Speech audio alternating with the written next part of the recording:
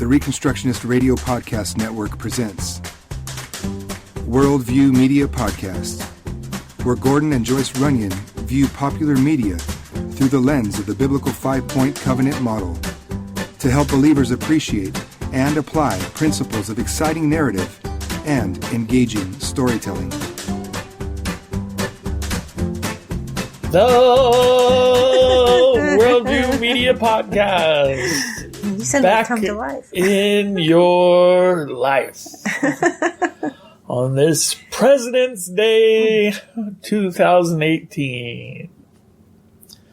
Welcome to our Worldview Media Podcast studios. Mm-hmm. I'm your host, Gordon Runyon. This is my wife, Joyce Runyon. Hello. And before we get started talking about the movie Priceless, which we just saw via Amazon Prime, we have a special treat. Oh, no.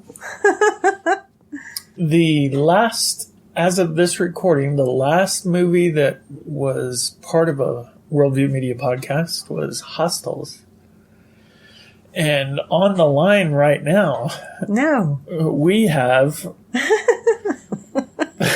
the star of Hostels, Christian Bale. I can hardly believe it. How did you manage that? I know it's hard to believe, but apparently he's a regular Worldview Media Podcast listener, loves the show.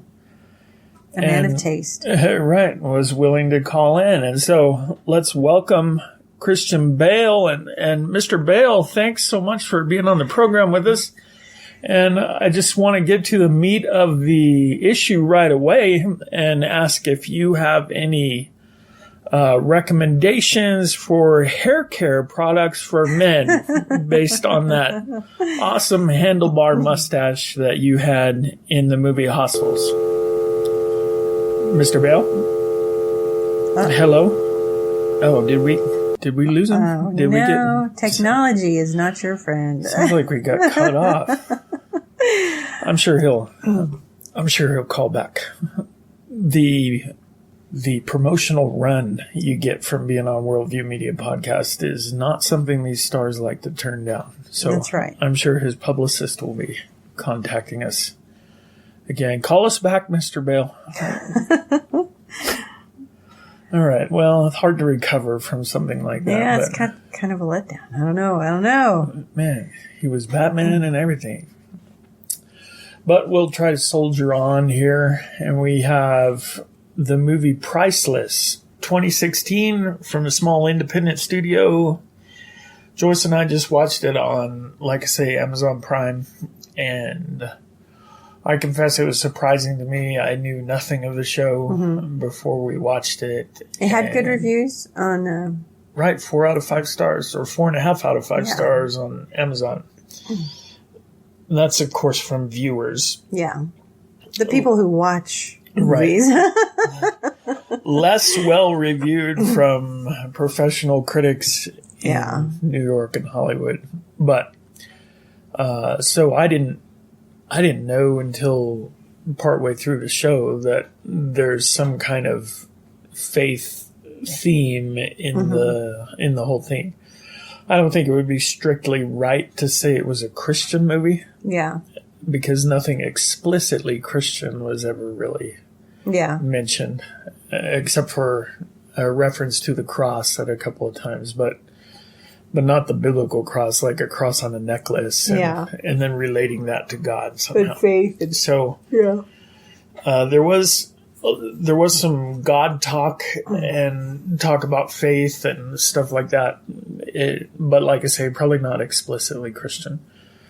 And to be honest, I think that if I had heard before we watched it that it was that kind of movie, you wouldn't have wanted to see it. I probably wouldn't have watched it just because I cannot stand contemporary Christian music, generally speaking. Yeah. And the so-called quote-unquote Christian movies that I've seen recently, like, what is it? I don't even know the names anymore. Fireproof or something like that. I've wanted to run screaming into the night. And So I was pleasantly surprised. I got to just say, just based on its own merits, it was obviously it wasn't a multi-billion-dollar budget. Yeah, it was a lower budget. Kind of a low-key Yeah. sort of production thing, filmed in Albuquerque, New Mexico, by the way. I wondered, some of the scenery looked a little familiar. Some of the signposts along the way. Right. And so it was obviously done independently and without a lot of the tricks and flashiness and stuff like that. Yeah, the big booms and bangs and car chases and right. But I really felt that without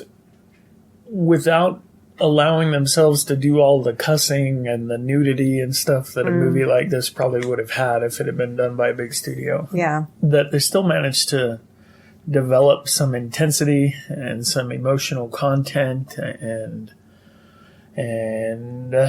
frankly, I liked it. I know it wasn't perfect. Yeah. We can talk about some things that I didn't like so much about it, but let's hear from you. Well, I wondered, having read some of the reviews on Amazon about it, I said, perhaps maybe this is something a little bit more faith-based than your average movie. And I also wondered why I hadn't really heard anything about this movie. And, it being an independent film, maybe that makes a little bit more sense. But still, there's some independent movies that kind of crack the glass ceiling and make it through, and people find out about it and go. But it was... There's a lot of monologuing that goes on in it, but it works and it kind of fits and it brings you along with the story. And so I think that's necessary for them just to move things along quicker. And I was really surprised that even though it wasn't a big, huge budget type of deal, and you can tell that, but it was still done well. And the storyline was good. I think that's something that is actually happening in our society. Based on a true story, apparently. And so, this is real, that this is going on. And unfortunately, it looks like it's going on through our state. Yeah, let's talk about that just a little bit. That what is the plot of the movie? You have the main character named James Stevens, played by an Australian singer. Nice. Who managed to sound perfectly American, to me at least. Yeah, he didn't sound like a foreigner. And we should get him on the phone. Right. Well, from Australia, he might drop out just like Christian Bale did. But anyway, he plays a man who was recently widowed, had a rough time getting over the death of his wife, couldn't hold a job, was messing up, wound up kind of losing custody of his daughter. Mm-hmm. To the grandmother. To his own mom. Yeah. But still, kind of he placed, doesn't have custody. She was placed in her The government care. allowed him to place her there. But then he takes a job for quick cash, driving a box truck kind of across the country overnight. And he doesn't want to know. He's not supposed to ask any questions about what he's hauling. And he's okay with that. He just, as long as it's not drugs. Whatever. Turns out it was worse than drugs, though. It's two sisters from Mexico, and they have been apparently tricked into coming to America to work off a debt that their father owed to somebody. And was it a debt for them to come over? Was it a debt for... I wasn't really sure. I know there was a debt. I'm not clear on how it was accrued, but okay. Was it that they paid like one of those coyote guys to bring them over, and now they're having to work to repay it? I don't know how that works out, but they came with the intention of being like waitresses or knowing that they were going to be working. Yeah. And perfectly willing to do that. Mm-hmm. And so they're in the back of this truck, and it becomes apparent pretty quickly that it's really a sex slave, human trafficking ring. And so James winds up delivering the girls probably too late to really... maybe he was a little naive. He didn't know what was going on, but he realizes it after they're already in the custody of the man who paid him. And then pangs of conscience or whatever, he decides he can't let it go at that and has to figure out a way to try to reverse this and try to get them out of the hands of these bad guys. And so hilarity ensues as he tries to figure all this out. He makes a friend who can maybe help him, and he's pretty soon he finds himself being chased down not just by the bad guys who are enslaving these women, but also by at least one member of local law enforcement who's in on it. Mm-hmm. And imagine. And so it's pretty tense that way. It really is. I feel like they do a good job of just showing the seediness and the griminess. Well, I say that, but I don't know. I imagine it's worse than whatever they showed, but for cinema, I felt like they did a decent job. Yeah. Well, and I think sometimes movies tend to be graphic just because they can. Yeah, and this one was not. Yeah, and it wasn't necessary. Yeah, right. We have a sleeping cat having a bad dream over on the pillow over here. I don't know if her muffled cries will make it onto the microphone. She is all right, so nothing to fear. Oh boy. The things that happen in our studio. Only after we hit record.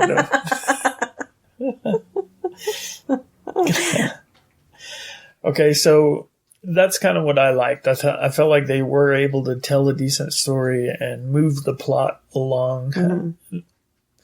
If I'm being honest, there were a couple of points in the plot that I didn't think were so hot and good. Yeah. And particularly when James runs into the other motel owner who happens to, just for some reason, he happens to know all about this underbelly sort of world, and he's very willing to help him. And well, it seems like kind of out of the blue. He's tried to do something about this himself, right. But the police haven't done anything about it.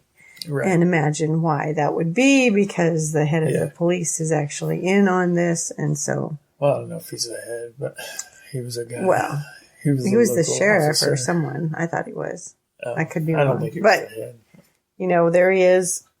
The guy you're reporting to about there's this crime going on, and right. Oh well, we'll see what we can do. Now you mentioned the monologuing, and there was a little bit of that where they're trying to get a more explicit faith message across, where you have characters talking about whether they believe in God or don't or whatever, and. I don't know if you know this. I've written a couple of novels. And, what? Who are you? And one of them I meant to be explicitly Christian, and one is less so, and less explicit, that is. And I did notice in both of those that if you're, there is something really hard about writing that kind of monologue, and you almost have to do it at some point, just to kind of help things along, help your reader out. It's tough to do. Generally, if you think about it, the times that you really get involved in a serious discussion of faith with somebody that doesn't believe, generally the way that conversation goes is probably not good for television, or in terms of most of us, when we are sharing our faith, we walk away from that situation thinking, man, I tubed that. I sounded like an idiot. You know, I should have said this, and I didn't do it. And, and the thing I did say, I never say that, and it's just stupid. And, what was I thinking? I wasn't thinking. And so it's really hard to write something that feels authentic to a person who's actually had those kind of conversations. Mm-hmm. And that said, this was not the worst instance of that I think I've seen. Mm-hmm.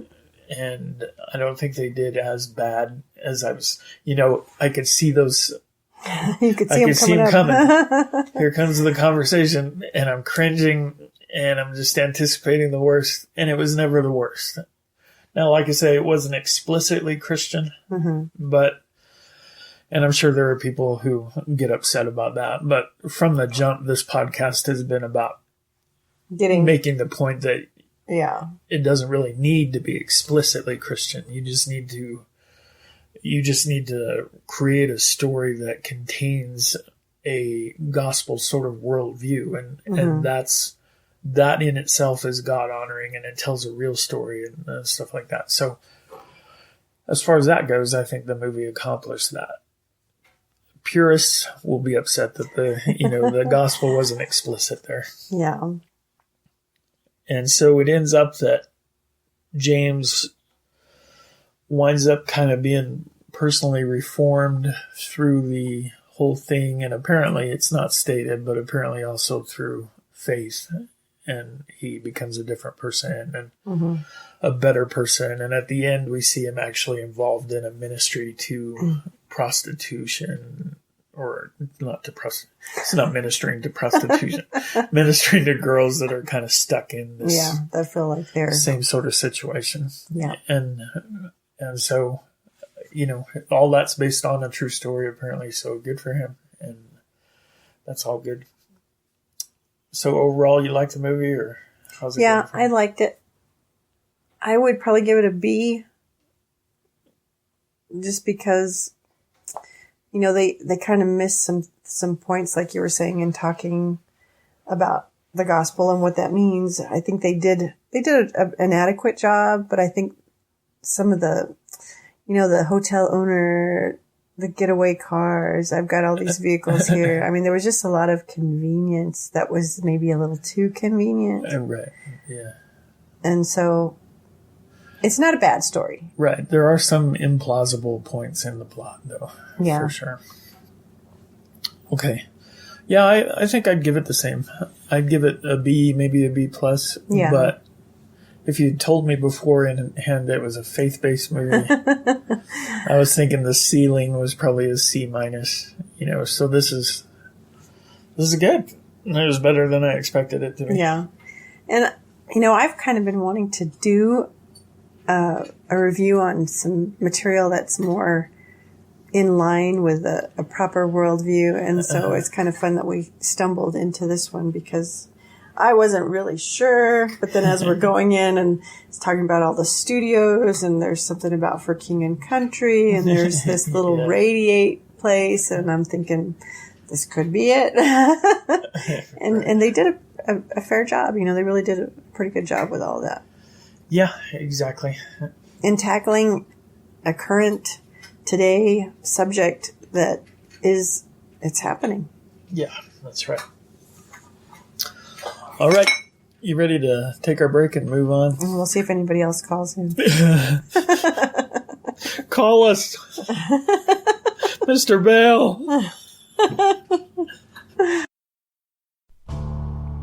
The Reconstructionist Radio Podcast Network brings to you a complete lineup of podcasts where you will hear practical and tactical theology. Our desire is not simply that you consume our shows, but that you also live out your faith in every area of life. We can talk all day long about these things, but if we fail to put them into practice, then we fail as ambassadors of Jesus Christ, our King.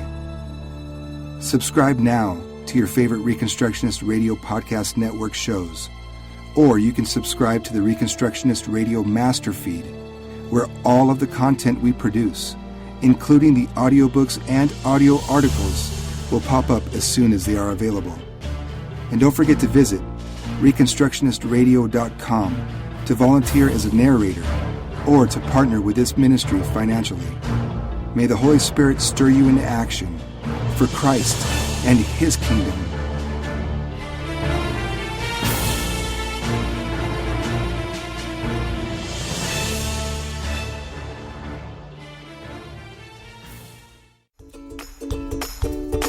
Are you interested in Christian education? Would you like to learn how to be a Christian teacher or how to run your very own Christian school with success? The GCS Apprenticeship Program can help. Learn more on our website at gcsapprenticeship.com.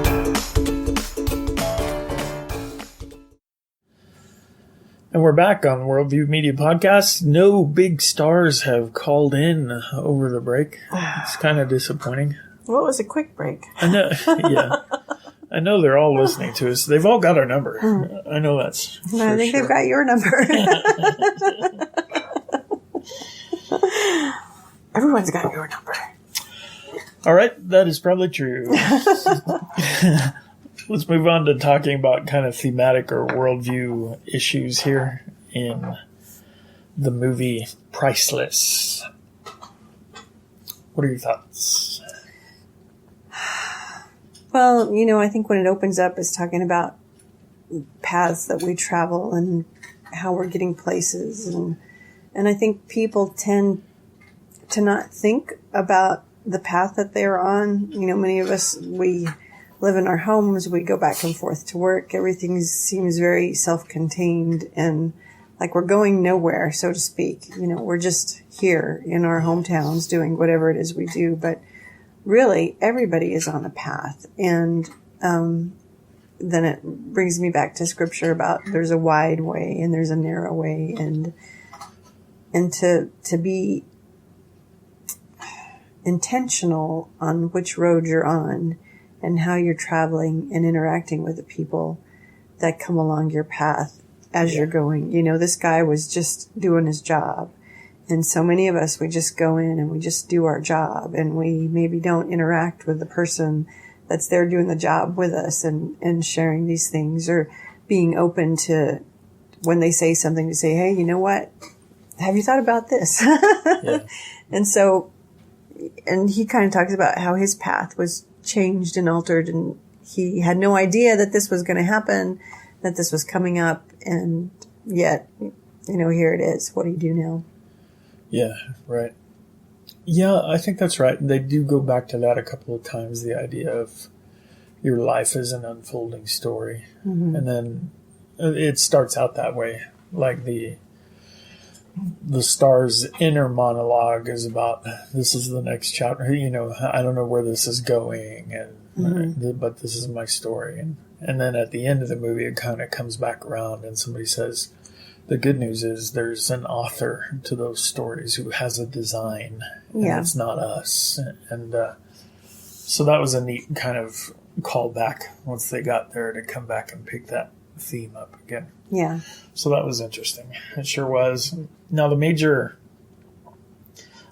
evil in this movie is, like we mentioned, human trafficking, which really it's kind of an antiseptic name for it. It really winds up being sexual slavery, is what it is. Yeah. And based almost completely on kidnapping.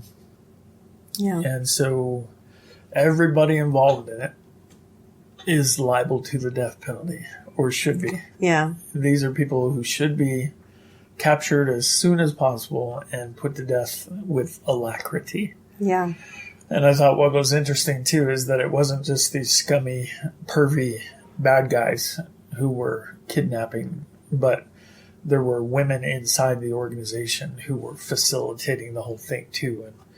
And although they had at one point been victims, now they're part of the organization, and they're going to make sure these girls act right and stuff like that. And they, too, should be taken out and shot or stoned or whatever. And they're just as guilty. That was actually one part of the movie that I didn't like, is that when it gets to the resolution, I don't know if they were just being honest with the way this worked out in real life. I don't know if in real life if the criminals were ever caught or something. But the biggest hint that we ever have that the bad guys got what was coming to them is we see them being handcuffed and carted away. We never hear any more about what the end of their story is. If you've done any reading or any investigation into what happens in the United States in terms of the sexual slavery, there's no reason to think that once they got in handcuffs that means that justice will be done. Mm-hmm. Because this thing goes all the way to the upper echelons of American government. I'm convinced. Now, as a disclaimer, I'll say I'm a sucker for a good conspiracy theory. And yes. I don't believe every conspiracy theory I've ever heard, But the ones that I don't believe, it's through a force of will that I decide not to believe them. But that's a little bit too much, huh? Right. But I believe this one. I think that it goes to upper levels of I think people that are actively involved in international sexual slavery and the smuggling of kidnapped children for that purpose. I believe that's a worldwide conspiracy that involves governments, and it involves police organizations and judges and entertainment figures and high ups in denominational church structures. I think this is everywhere. I don't even think we've hit the tip of the iceberg for most people in saying how deep this thing goes. And as an abolitionist involved with regard to abortion, this is another thing that the church needs to get awake and serious about. We need to abolish the sexual slavery that we call human trafficking. And the death penalty needs to be liberally applied to the people who are involved in this. I can think of few things more disgusting that get my anger up more than this topic. And the more I read about it and try to figure out what's going on, the angrier it makes me. It's like abortion in that it's in the same field. Yeah. If you think of sin in America and what needs to be reconstructed in America, if you think of that all as a tree, abortion and human trafficking are two giant branches that are running parallel and side by side with each other. And there are places where they're almost dependent on each other. And we need to be abolitionists with regard to the entire tree and not just with one branch or another. Well, and I think another interesting thing with the movie is that it seemed as this little U-Haul was traveling across that there were people along the way who were like, well, what are you hauling? Yeah, some people seem to know. That something was up with that.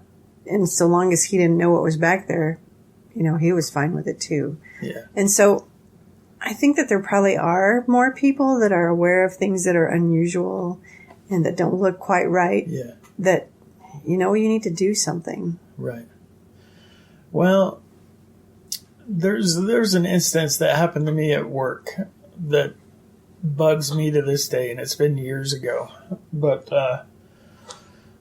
in my day job, I'm a letter carrier for the post office, and one day I was delivering mail to a truck stop here in town, and I always go in the door from the place where the big trucks park. It's not the place where all the cars come in. And so I'm coming in and out with the drivers themselves.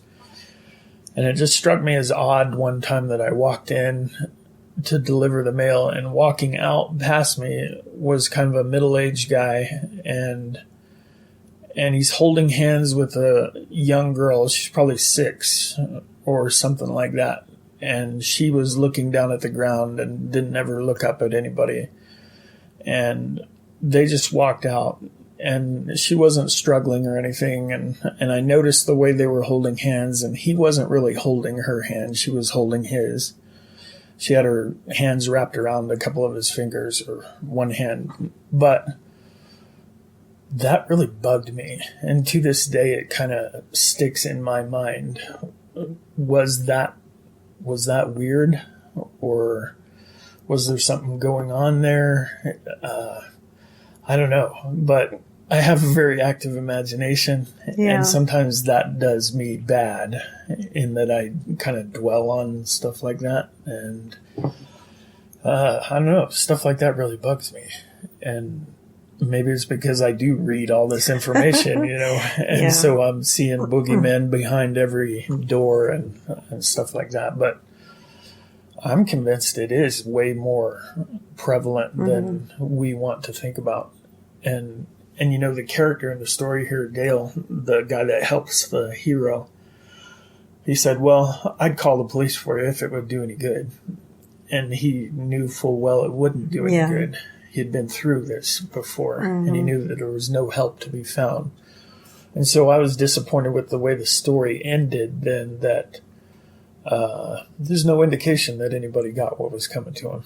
Yeah. You know, the girls that we were worried about specifically, they're free and everything's going well for them. Well, I think all the girls were taken out of the living in arrangement. that particular place. Yeah, that they were all released. And then what does that mean? Well, these were all undocumented Right, now what? people, and so what do we do with them? And yeah. And meanwhile, they've learned a trade while they've been here. So what do they go back to? So, and maybe that's more of the B.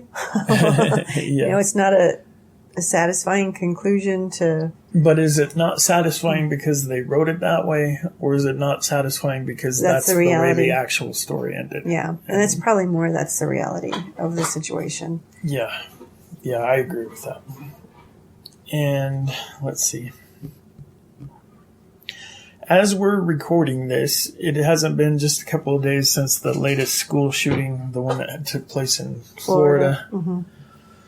And one thing that I wanted to bring up, and it's not really related, just kind of on a tangent here, but when we talk about the responsibility of the church and speaking to culture, even through entertainment like this, I don't know if you saw it on Facebook like I did, but as soon as the news of the shooting came, many people, of course, get online and talk about, please pray for the victims and their families, and we're praying for you, thoughts and prayers going out, you know, the way it goes on Facebook.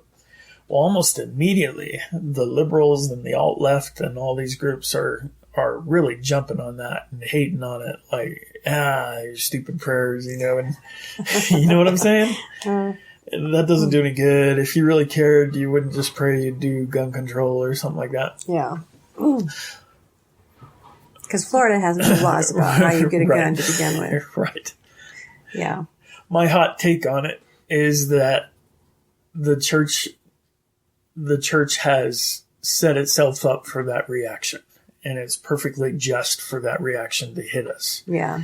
Because if all we do is say that we're praying, and we don't insist on biblical justice, that murderers should be put to death and it should happen quickly. If we don't insist on that and do it publicly, then the world has every right to say, oh, you just, when a bad thing happens, you just say you're praying, and that lets you off the hook from ever doing anything. Yeah.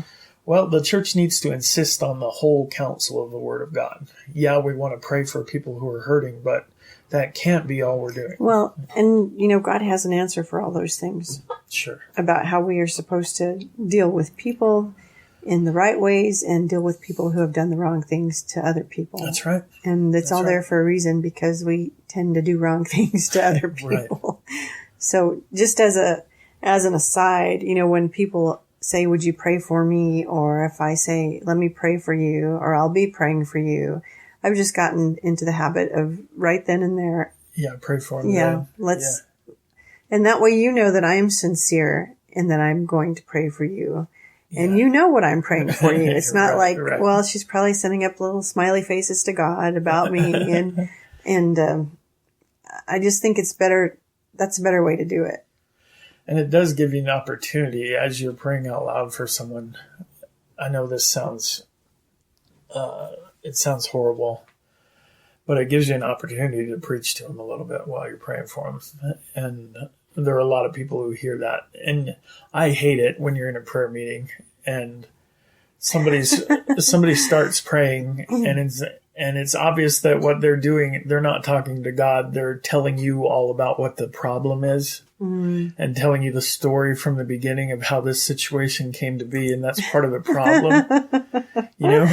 And I hate that, but there is some precedence in the Gospels that several times when Jesus speaks aloud to God, he flat out says, I'm not saying this for my sake. I'm saying this for your sake who are listening to me, you know? Yeah. And so there's an appropriate amount of education that can be done even while you're praying for somebody, you know, and maybe the reason they're in a situation is because they need to repent and stop doing stupid things, you know, and And maybe when you're praying for them, you can slip some of that in. You know? Lord, let us see what we're doing. Right. Yep. Let's see. Anything else? Oh, one thing that I did like about it, then, and it kind of struck me as thematic, and I do like the fact that here's a film company and here's a bunch of people who got together and said, let's make a film that's honoring to God by really staying in the world that God made and talking about faith in a manner that's honorable and real. Mm-hmm. Let's make that kind of movie. First of all, we need to be doing that. And that's kind of the whole reason we're doing this podcast is to encourage that kind of thing. Yeah. But the other thing that I liked is that at the end of the movie, it shows the hero and his wife, and they're actively involved now. Mm-hmm. And so they've taken the tragedies and the roller coaster ride that they've just been through, and now they're out doing the stuff. And they didn't create a fund. Yeah. You know, they haven't, it didn't show them being in a church that's just sending money to an anti-sex slavery ministry or something like that. Yeah. They're actually out there doing it. And that was a very Christian Reconstructionist note there, that God has moved you into this position and now you have some amount of familiarity with this problem that not everybody has. Yeah. And now maybe that gives you an open door, and maybe you can use that for the sake of advancing the kingdom. And it showed them doing that. And I thought that was pretty cool right at the end. It was kind of a Reconstructionist note there. You know, because they didn't bust in. They didn't bust in there. They were dominionizing. They weren't out there with guns busting in, and you know, they didn't. Their job was not to call the police on the prostitutes and stuff, because they knew they couldn't trust them in the first place. And, but they're out there doing the work, and to me, I thought that was really a neat note. Well, and ultimately, I think the movie's about value. People have value, regardless of what they look like or what situation that they're in. They have value, and we know that because Jesus came and gave himself for us while we were sinners. Yeah. And had no value. Yeah. And priceless, I understand what they're saying by that. You can't put a dollar amount on a human life. I understand that. But it's not really priceless. Because price is set by the amount that a buyer is willing to pay. And there was a price that was paid, and it was the blood of Jesus Christ. So, priceless means we can't know, but we can know, and we can know what God thinks the price is. And so that's just a preacher note there. That'll preach. Yeah. But sometimes if something is just too expensive, you kind of say, well, that's not for me. That's priceless. We can't have that. Not for this family. We can't have good things. Just a kitty that has bad dreams. But she woke up and seemed pretty happy, so. Yeah. All right. Well, I think we're done here with the movie. So surprisingly. Priceless. Yeah, go see it. Surprisingly. This is a couple of movies in a row that we've been surprised by. Hostels, I think, surprised us both. Yeah. I was ready to endure the movie. Right. And this one was good too. And a lot of it for kind of the same reasons. Willing to not have to be a summer action blockbuster. Yeah. Willing to concentrate on characters. Well, and actually getting a message across without all the, all the visual. Yeah. I don't know how much that movie cost. It was probably still pricey. Just buying the camera is a big deal. All the locations, just the traveling. But you can say a lot. I believe so. We need to take this medium for the kingdom, for sure. And it doesn't have to be cheesy. It doesn't have to be cheesy. That's right. Unless I'm involved, then it probably will be. Then there will be cheese. There will be cheese. Mr. Bale, call us back. We'll have cheese. And maybe a little bit of wine. Wine. All right, y'all. Thanks for listening. Worldview Media Podcast. We'll talk at you next time. Bye. Go out, dominionize. Amen. Thank you for listening to the Worldview Media Podcast. Please visit reconstructionistradio.com to check out the other podcasts in our network and to download our free audiobooks.